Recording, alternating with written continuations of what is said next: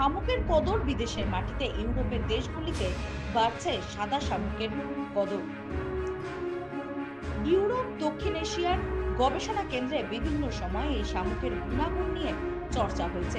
এখনো বিদেশের মাটিতে প্রথম শ্রেণীর নাগরিকদের কাছে সাদা শামুকের চাহিদা আছে, তাই ভারত তথা বাংলা নদী মাতৃক এলাকাগুলিতে এখনো মানুষ সাদা শামুক চাষ কিংবা জল থেকে এই সাদা শামুক সংগ্রহ করে তাদের জীবিকা নির্বাহ করেন।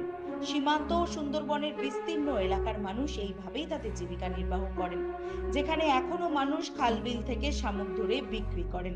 বসিরহাটের স্বরূপনগরের উত্তর 24 পরগনা, বসিরহাট মহকুমার বসিরহাট 1, হিঙ্গলগঞ্জ, সন্দেশখালী 1 ও 2 নম্বর ব্লক সহ বিস্তীর্ণ এলাকা জুড়ে এখনো শয়ে শয়ে মানুষ শামুক বিক্রি করে দিন যাপন করেন।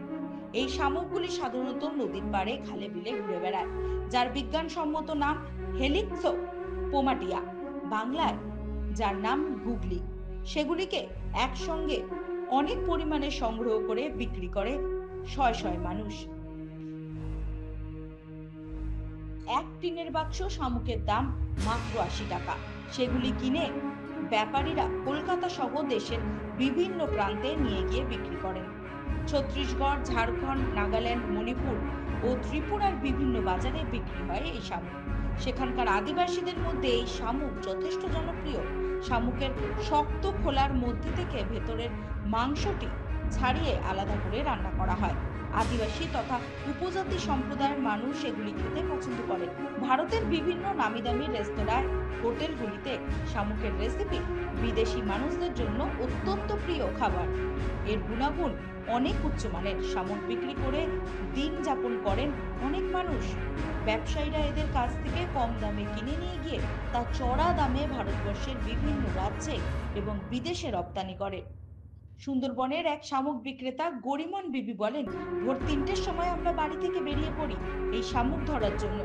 বিভিন্ন নদীর পাড়ে, খাল বিলে গিয়ে আমরা শামুক ধরি। এক টিন শামুক জোগাড় করতে প্রায় 2 থেকে 3 ঘন্টা সময় লাগে। তার থেকে আয় হয় মাত্র 200 থেকে 250 টাকা। আয়েশা বিবি নামে আরেক শামুক বিক্রেতা বলেন, পেটের দায় আমাদের এই শামুক কুড়িয়ে বেড়াতে হয়। জলে নামতেও ভয় লাগে, কারণ কোথাও সাপ বা কোথাও বিষাক্ত পোকামাকড় থাকতে পারে। সেগুলি কামড়ালে আমাদের জীবনহানিও হতে পারে।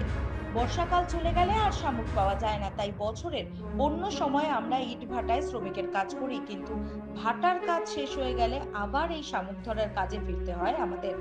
মাতিন গাজী নামক এক ক্রেতা বলেন, এই শামুকগুলি সাধারণত ভিন রাজ্যে বিক্রি করে দেওয়া হয়। আমাদের দিন আনা দিন খাওয়ার ইনকাম। এই শামুক বিভিন্ন রাজ্যে বেচেই আমাদের সংসার চলে। পশ্চিমবঙ্গের বিজ্ঞান মঞ্চের দীনেশ মজুমদার কেন্দ্রের সভাপতি রঞ্জিত মুখোপাধ্যায় বলেন, ভারতবর্ষের অনেক শ্রেণীর মানুষ এখনো এই শামুকের মাংস খায়, কারণ এটা ভীষণ উপকারী ও সহজপাচ্য। ইউরোপ, দক্ষিণ এশিয়ার দেশগুলো নিয়ে আমাদের দক্ষিণ ভারতে একটি শামুকের উপর গবেষণা হয়েছিল, যেখানে উঠে এসেছিল উন্নত মানের পুষ্টিকর স্বাস্থ্যকর রোগ প্রতিরোধ খাবার এই শামুক। কিন্তু আমাদের দেশে এক শ্রেণীর মানুষ অর্থনৈতিকভাবে সমৃদ্ধ হয়ে যাচ্ছে, অন্য শ্রেণীর মানুষেরা একেবারে অর্থনৈতিকভাবে পিছিয়ে পড়ছে, যার ফলে কর্মসংস্থানের অভাব ঘটছে, যার ফলে এখনো মানুষকে শামুক বিক্রি করে পেট ভরাতে হচ্ছে। বিষয়টি প্রকাশ্যে আসতেই শুরু হয়েছে রাজনৈতিক চাপানোত্তর। বিজেপির বসিরহাট সাংগঠনিক জেলা সভাপতি সুকল্যাণ বৈদ্য বলেন, বসিরহাটের বিস্তীর্ণ এলাকা জুড়ে শাসক দলের নেতারা নিরীহ মানুষকে কেন্দ্রের একাধিক প্রকল্প থেকে বঞ্চিত করে রেখেছেন, যার ফলে আজকে তাদের শামুক বিক্রি করে সংসার চালাতে হচ্ছে। বিষয়টি নিয়ে আইএনটিটিইউসির রাজ্য সম্পাদক কৌশিক দত্ত বলেন, 2011 সালের আগে বাম আমলে মানুষ পিঁপড়ের ডিম খেয়ে বাঁচত। সরকার পরিবর্তন হওয়ার পর মানুষের অর্থ সামাজিক অবস্থার উন্নতি ঘটেছে। মুখ্যমন্ত্রী চালু করা বিভিন্ন প্রকল্পে মানুষ খুব কম দামে রেশনের সামগ্রী পাচ্ছে। বাংলার মানুষ আগের থেকে অনেক ভালো আছে।